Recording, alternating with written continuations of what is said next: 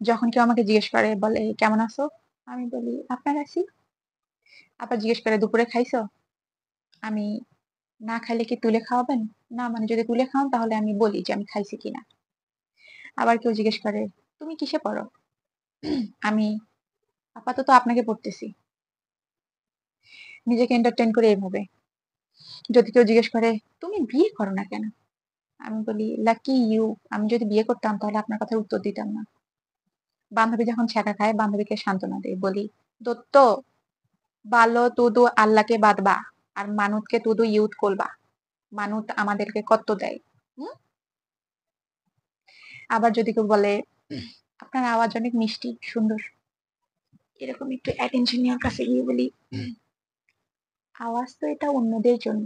Specially তো আমার আওয়াজ আরো সুন্দর।" আমি নিজেও খুব ইন্ট্রোভার্ট মানুষ। কিন্তু আমার ভালো লাগে কাছের মানুষগুলোর সাথে এরকম দুষ্টুমি করতে।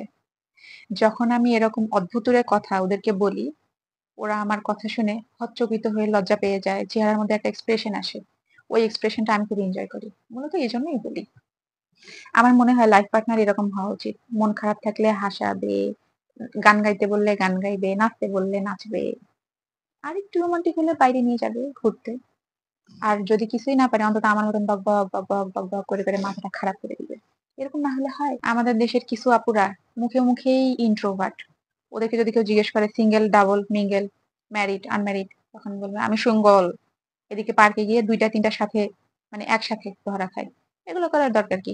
আমার মনে হয় যে মেয়েরা যেরকম ছেলেদের কাছে প্যাম্পার পায়, প্রশংসা পায়, একটা ছেলেরও প্রশংসা পাওয়া উচিত যদি সে প্রশংসা পাওয়ার যোগ্য হয়। ২০২৪ সালে এসে একটা ছেলে তোমার জন্য এত পরিশ্রম করে, তোমার জন্য ইনকাম করে, তোমার জন্য এটা ওটা আনে, সারাক্ষণ তোমার প্রশংসা করে, তোমার রূপের প্রশংসা করে, তোমার সবকিছুর প্রশংসা করে।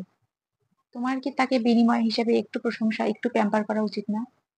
না মানে মাঝে মাঝে তাকে একটু সুন্দর শার্ট পরা দেখলে এরকম করে একটু শিস বাজায় দিবা।